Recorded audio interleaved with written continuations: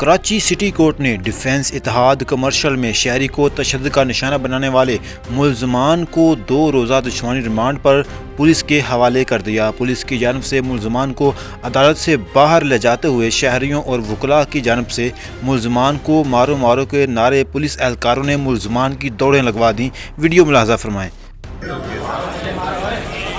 मारो मारो मारो मारो